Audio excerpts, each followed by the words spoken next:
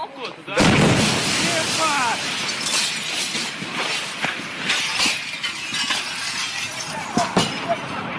Ебать, а! Что это хуйня? Никит, что это такое? Вот он, похоже, оттуда ушел, ебанул.